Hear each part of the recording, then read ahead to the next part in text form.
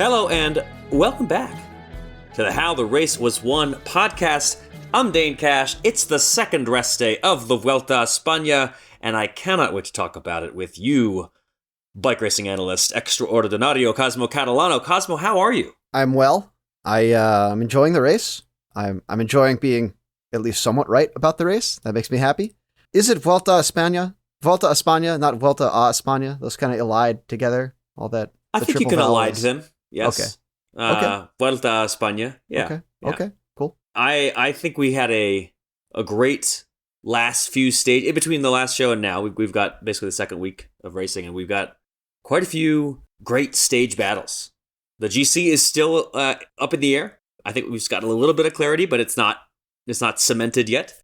And in the meantime, we've had quite a few great stage battles that included a rider that I think most of our listeners probably would not have known before 1 week ago. Everybody knows Wout van Aert. What are you talking about? We had a sprint after a Cat 1 climb. That was interesting. Yeah, let's get into it. What is the Cosmo Catalano headline for week 2 of the Vuelta a España? Just everything's going just like Bora drew it up. Not really, but close. I think there are a few things that they would prefer to not have happened the way they did, particularly on stage 15. But they'd probably prefer that Red Bull probably would prefer that spending all that money that you would refer to them as Red Bull and not Bora. But that's just that's isn't a it whole other... Bora Red Bull? Yeah, it's Red Bull Bora. It's Red Bull Bora. Okay. Yeah. Okay. Say it. Okay, Red Bull Bora. I stand corrected. Sure. I had a Monster Energy today, so Ouch. Both of us are doing our best to. Anyway, tell me what happened. How has this race been won over the last week here? I will. This whole week is really days where Wout van Aert is in the break and Wout van Aert is not in the break. Stage 10 was a Wout in the break day. He got clear with Quintin Pacher, Quintin Pacher, perhaps a relatively unknown French rider. Marc Soler was at the back getting bottles from the team car, and Wout was like, "Cool, see ya." And they rode together to the finish. Pacher gave it a good shot. I think he should have done a wheelie or something because he wasn't going to outsprint Van Aert. Stage 11 was a Van Aert not in the break day, and it turned out to be a GC day. There was big drama. Well, maybe we'll talk about later. Decathlon was kind of flexing a little bit at the beginning of the stage, didn't really show up at the end of the stage. DSM and then Red Bull took over around 8K to go. Felix Gall and O'Connor did a pretty good job limiting their losses, only about 37 seconds. So we'll take that one. And the stage winner. Eddie Dunbar. Eddie Dunbar, his first ever Grand Tour stage win. What a way to do it. It was pretty entertaining. It was like first of all, a masterclass from Jayco. Really nice work from the team to kind of do a 1-2 punch with Eddie Dunbar taking the win, but Filippo Zanna also in a late move, and they kind of worked well. Dunbar timed his attack to perfection. It was great to watch. I do kind of wonder if Ronan McLaughlin would have had some aerodynamic pointers for him when he got cleared. I'm sure Ronan was just happy to see a fellow Irishman take a win. He was strong, but he was not aerodynamic in his 800 meter ish solo into the line. Yeah. Stage 12. Stage 12. Wout van Aert was almost in the break. He was in a second group. Didn't really make it into the break of the day. We got our guy who emerges from the Vuelta. Every year it seems like there's a guy who just comes out and says, "I am the man at the Vuelta," and it was Pablo Castrillo from Kern Pharma. He was in a break of 3, I think, and soloed clear. 23 years old and has first of all, winning a single stage at a Grand Tour is pretty awesome. As we'll get to in a moment, I think he has proven that he's more than just a flash in the pan. He's got the climbing legs to really, impress. He won that from the break. Stage 13. Stage 13 was a Wout in break day. He was probably not going to contend. Big uphill climb at the end, but compensation prize, now the KOM leader. That's Wout van Aert for you. We saw Movistar. Points and KOM. Yes, points and KOM. So someone else is wearing the KOM jersey despite Wout being the KOM leader. We saw Movistar kind of come to the front in the peloton for the first time, I think, this Vuelta, making themselves a big presence. I think some of this may be the absence of Decathlon, although I think they had a rider in the move too. Mike Woods kind of showing up, winning one of his Mike Woods wins, a big tough mountain day in the middle of a Grand Tour, beating out Mauro Schmidt from, I think, 4K out was when they finally separated. Then we saw kind of the GC group. Bora came in, really stamped their authority on the race.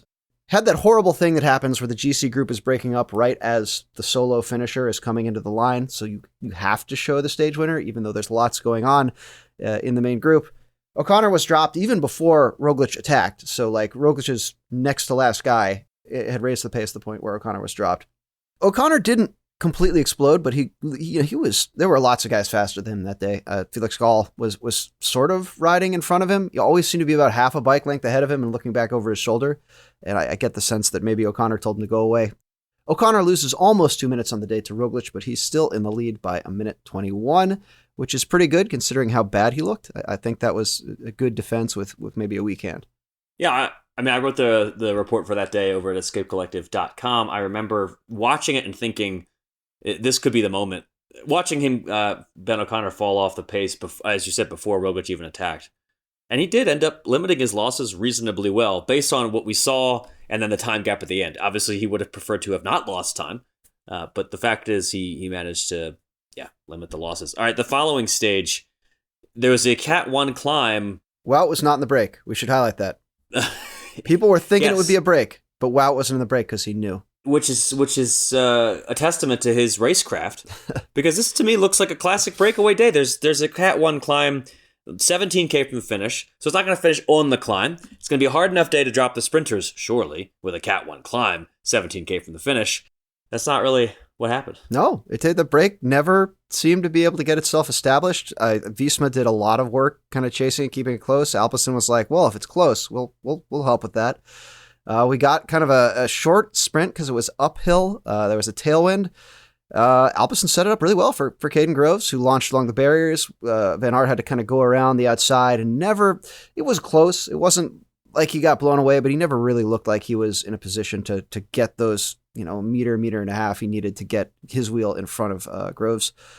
But, cool to see that, again, it just kind of speaks to the unpredictability of this race, because I don't think anybody saw this being a group sprint or something approximating it this far into the race, that close to a Cat 1 climb, with Wout being in the breakaway 3 of the previous stages. Yeah, the interesting thing for me is that not only one of the interesting things. I mean, the fact that it was a sprint at all was of interest, but this is the sort of sprint where, in the off chance, and this is really an off chance, I don't think a lot of people saw this coming, that it is a sprint, you expect Wout van Aert to be the guy. Because, it's a hard day. And yes, this Cat 1, it was all about length and not gradient, because the gradient was not that bad. It was just a really long slog.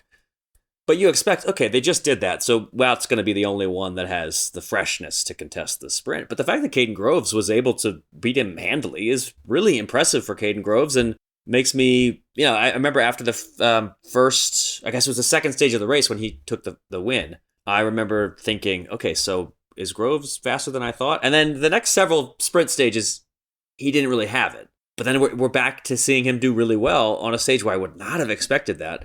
And so I just got to tip my hat to Caden Groves for keeping us guessing, keeping things interesting. And this is the sprint stages, the Vuelta, they've managed to make them interesting in a way that the sprint stages are not always the most interesting, but they managed to make them interesting. There was a lot of commentary afterwards, like, oh, hey, yeah, Caden's pretty boxy, but he can actually go uphill pretty well. So I guess look for him at the top of Old Bolunga next. Maybe not quite. I don't think I think they're going down Old Bolunga this year. Is that? I remember seeing the route announcement for Tour Down Under, but I don't remember seeing the route announcement myself, but I'm sure all of our Australian listeners are saying they will yes tell or us no that we're as wrong. They're listening right now. Yeah.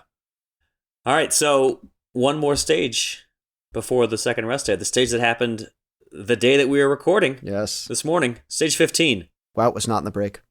That was not in the break. Jay Vine was in the break, cutting into his KOM lead, but still a Wout's. Yeah, Wout has the jersey, although they are on the same number of points at the end of the day.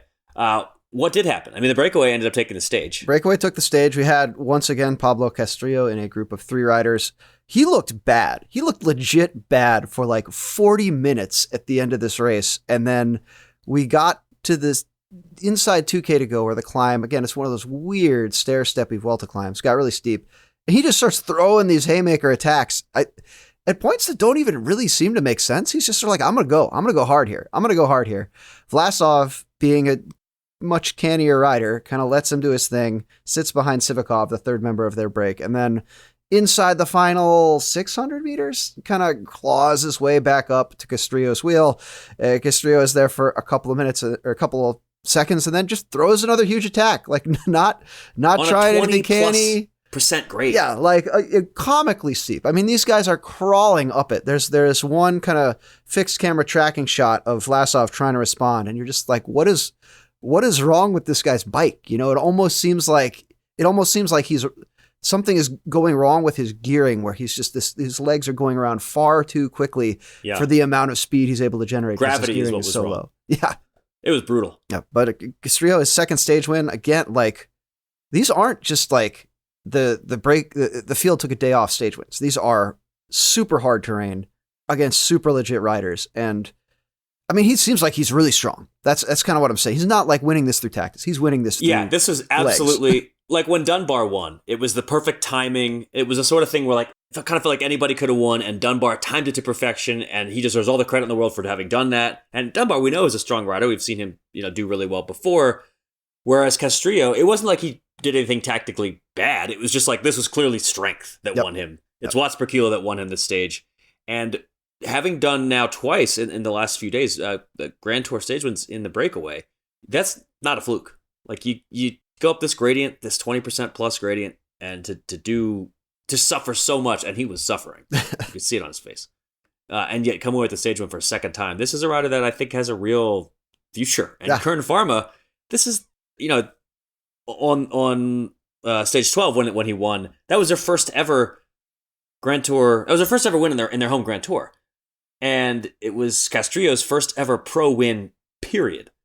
And then just like 3 days later, they're back at it again. So this is, I feel like they've got to be ecstatic. I imagine they were probably not expecting this kind of success. So good on them. Good on you, Kern Pharma. Meanwhile, back in the GC group, what was going on today? I'm going to start with Primoz Roglic's bike change. This is something he actually did well at the Giro last year, where they came into a town at the bottom of a climb, pulls his bike over, gets off, gets a new bike that's like just for going up the hill to the end of the stage. Last year, he worked with some teammates through some traffic, but it was in a town. It was kind of not quite the official climb, I don't think, but everything was slow. There was traffic, was kind of backed up. It was easy to move through the cars.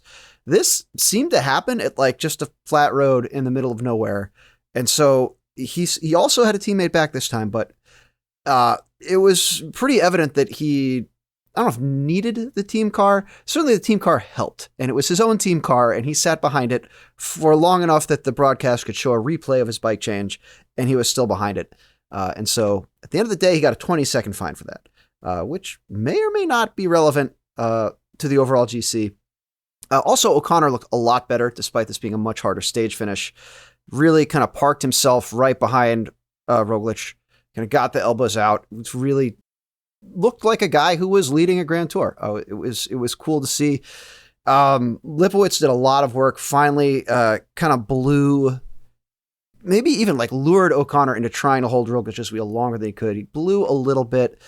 It was really foggy. It was kind of hard to see. Plus we had the double finish going on again, but 142 down.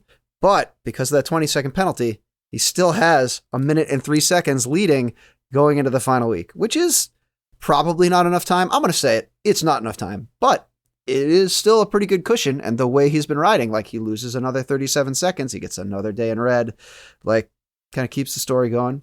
I don't know. So at the end of the second week of racing, going into the second rest day, Ben O'Connor continues to lead the race. He has a 1 minute and 3 second gap to Primoz Roglic. Enric Mas in third, 2:23 back. Richard Carapaz, 2:44 back. Mikel Landa, 3:05 back. That's your top five. Mas, to me, has been the only rider who has looked close to being as strong as Roglic on the climbs. He looked stronger than Roglic. He has looked stronger than Roglic, I would say, on maybe 2 occasions. It hasn't really gotten him much time. Today, for instance, he left Roglic behind for a little bit, but then Roglic clawed his way back. Mas is really, but has been the only one to really challenge, I would say. And the looming thing that I think all of the climbers are concerned about is the fact that even if they can match Roglic on these climbs, there is a time trial that's going to finish off this race on flat roads.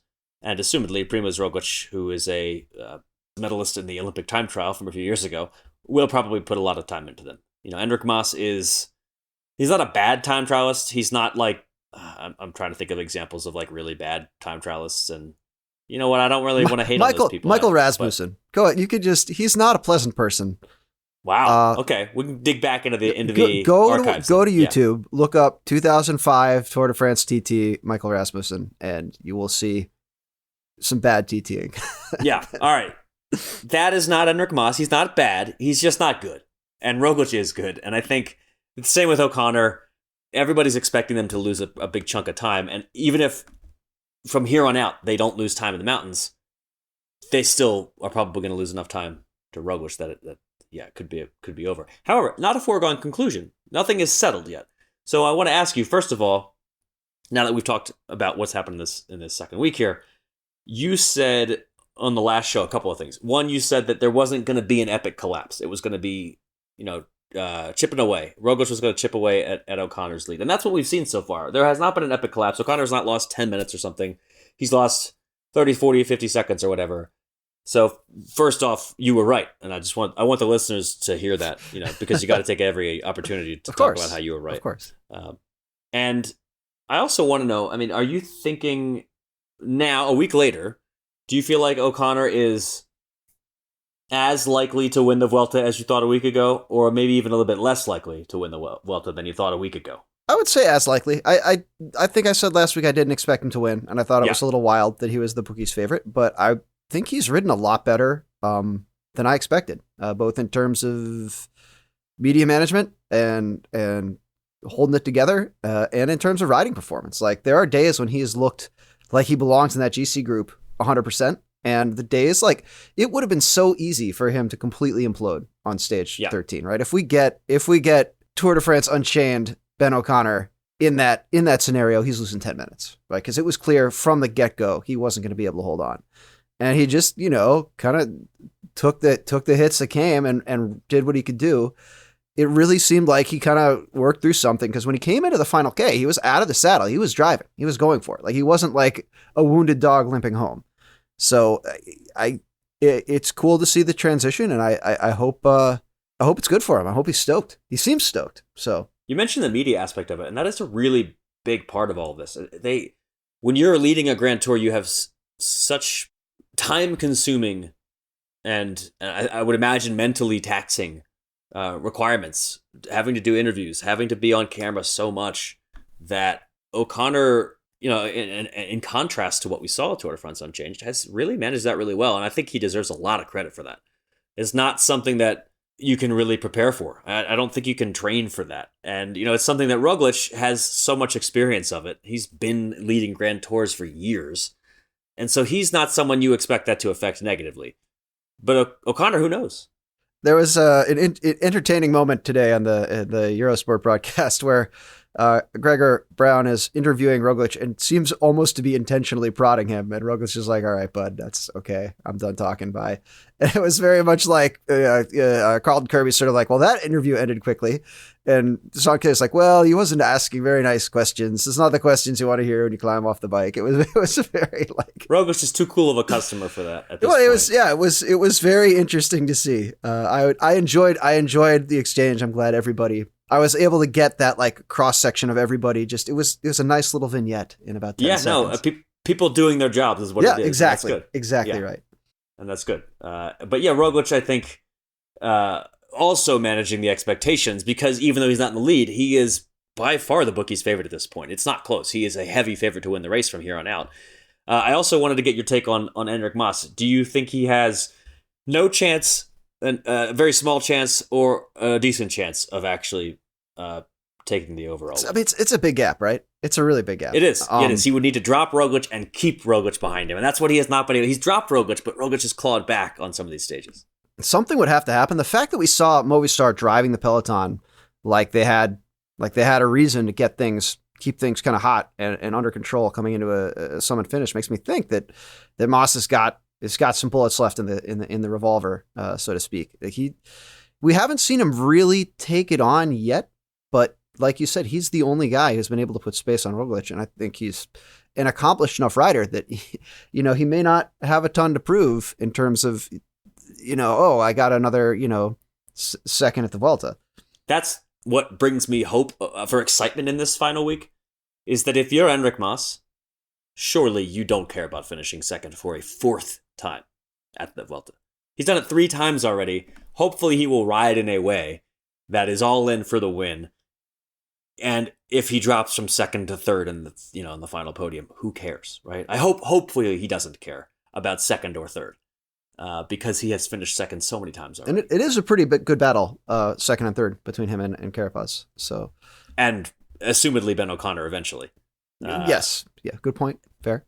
And there are some tough climbs ahead, so there are opportunities for Mas to maybe finally put Roglic in the rearview mirror for good. Maybe Lagos de Covadonga coming up. That's a big one. We'll get to the final week at the end of the show, but there's definitely stuff ahead.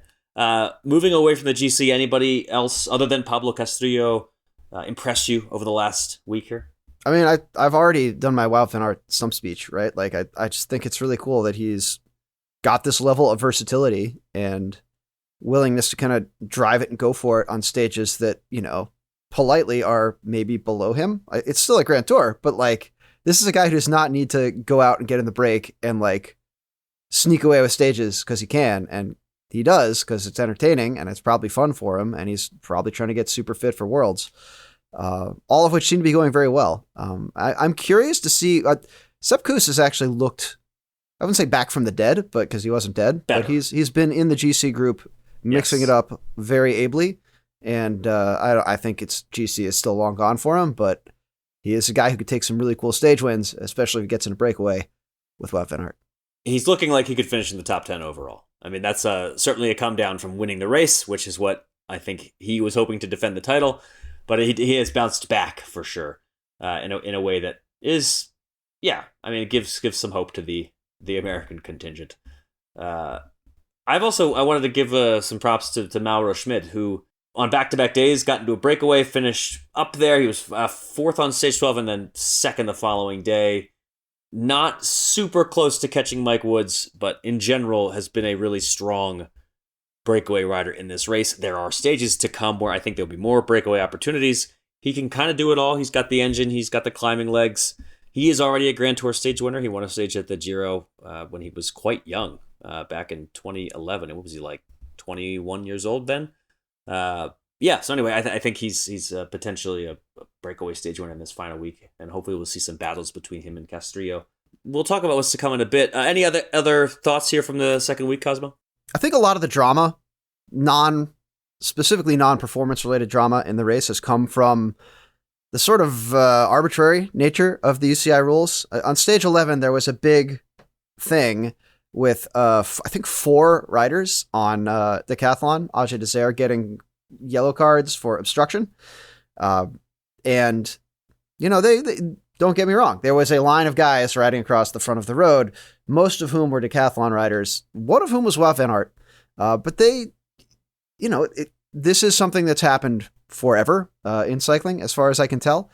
And I think you could make some sort of distinction between how that normally goes and what happened a few minutes later, where the line of people got kind of broken up and then Carapaz ended up on the side of the road. And it's a little bit unclear how exactly it happened. John Vaughters of EF is incensed and very convinced that he was intentionally knocked off the road for trying to get around the roadblock. But the thing is, the UCI hasn't explained what specifically the 4 riders they fined did was illegal, how it broke the rule that everybody, including Van Aert riding at the front of the pack, didn't break, right? There is literally a single line about obstruction in the rule book, and it's in a section that isn't really about riders. It's about obstructing cars. It doesn't even say, it's very specific, like interfering with like the flow of riders in a race. So what does that mean? Like, is that someone attacks and you respond and you get in front of them and slow down? Like, there's no real definition of this, and you need it. You really do need it, especially when you're going to selectively punish people. If everybody is doing something wrong, everybody should get punished. If you only punish 4 people, you need to say why only those 4 people were punished. And the UCI hates this. I will die on the hill of saying the only UCI rule is don't do things that look bad on TV, because that is the only thing they penalize.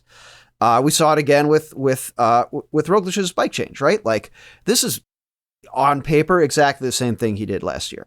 pointed out there were differences earlier, but like 100% of drafting is illegal by the UCI rules. There is right. drafting constantly in every race. And I think a lot of it is impossible to avoid, right? Like there are cars, they take up a certain amount of space. If you are riding faster than the cars, you will end up behind them at some point as you make your way back to the peloton. And I think it's fine. I think there should be you get to draft not your team car for 10 seconds at a time, and then you have to make an effort to get around the car.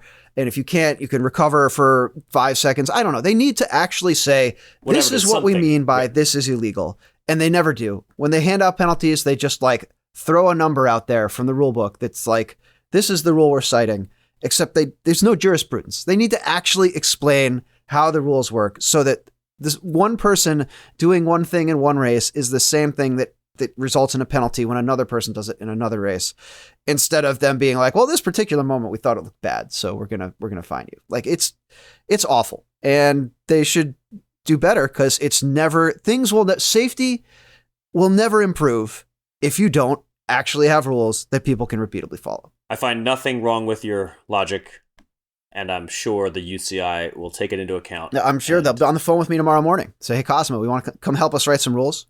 In Definitely. English, of course. That will happen. Because they would absolutely 100% make the official rules in English, not Swiss French. I agree. Let's make some changes. I can't wait for the UCI to catch on. I'm sure it'll happen soon. Let's take a break.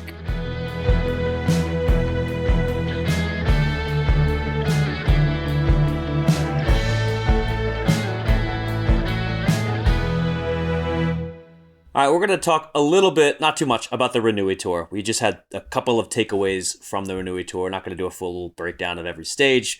Tim Wellens won his fourth Renewi Tour title. He won last year. He won back in 14 and 15, and now 23 and 24. Of course, it was versus the Lotto team, the team that he was on when he won two of those back in the day. This time, he won by beating... Well, it was an interesting race. Okay, one talking point here is that, look, the Renewi Tour, the whole point of this race, the race formerly known as Eneco Binkbike. Benelux. You get to ride in Classics territory. You get to do a stage race, and you go over the Mir van Gerardsbergen and potentially other places in Classics territory. And that is a kind of a cool concept, because the Classics are awesome. My favorite part of the year, my favorite bike race, I know everybody thinks it's the Vuelta, but it actually is the Tour of Flanders. But Tour of Flanders is my favorite bike race, bar none. And I think the fact that you get to do a stage race on this kind of terrain is so cool. And this year, there was a time trial, and then there was the final stage, and that was kind of it from a GC perspective. I feel like they could have maybe added one more day on cobbled terrain, tricky roads, whatever. There are so many places in Belgium and the Netherlands and Luxembourg to spice things up. Wellens won by doing well in the time trial, which...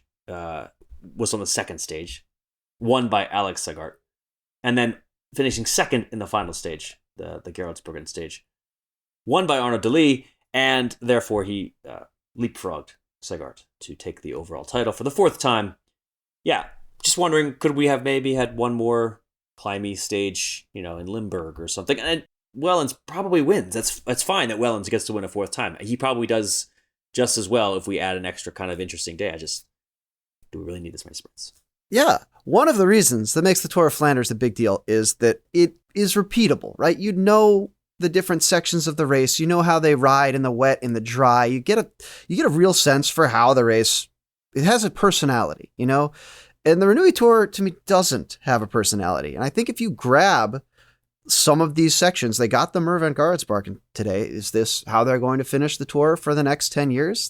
Establish, this race finishes like this, it starts like this, it hits this collection of 12 or 13 different repeatable classics sections of dirt roads or cobbles or anything that just gives it a hook. The Tour de France doesn't do the same climbs every year. It's got this whole stable of different climbs it slots in and takes out as needed to kind of put the race together for a given year. You're always going to need that flexibility in a stage race, but give it a personality. Give it something where I'm not going to be wondering what this race is the next time it changes title sponsors.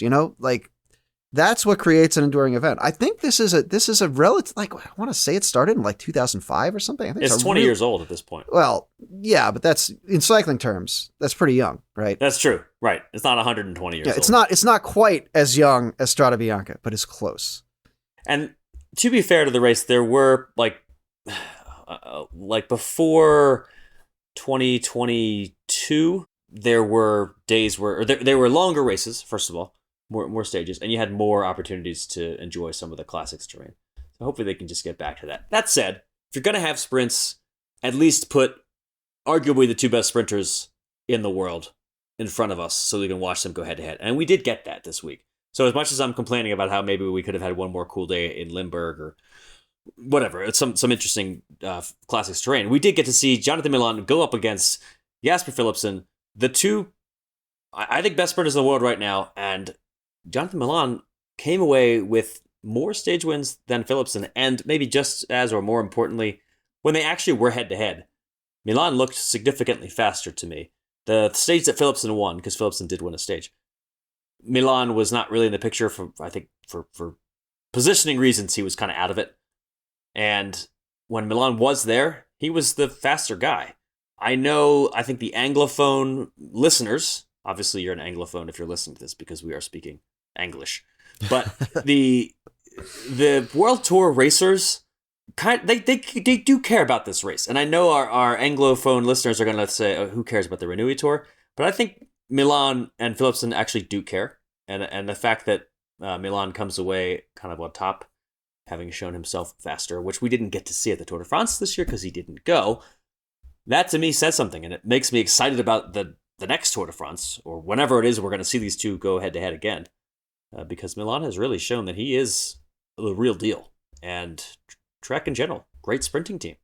I wasn't too surprised to see kind of what we saw, which was a craftier Philipsen and a stronger, faster Milan. That's kind of what I expect to see based on what I saw at the Giro and what I've seen from Philipsen at the Tour. And I think it's a good matchup. I think it's really cool to have sprinters with kind of definable characteristics where you're like, oh, that guy, the elevator pitch for Philipsen is he does a lot of maybe kind of borderline stuff, but it's also really exciting and you see him win. Whereas Milan is like, that guy's fast. He's like a train, just blasting full speed ahead. Yes, if it's Kittle-esque. Yeah, exactly. There's your Renewi Tour.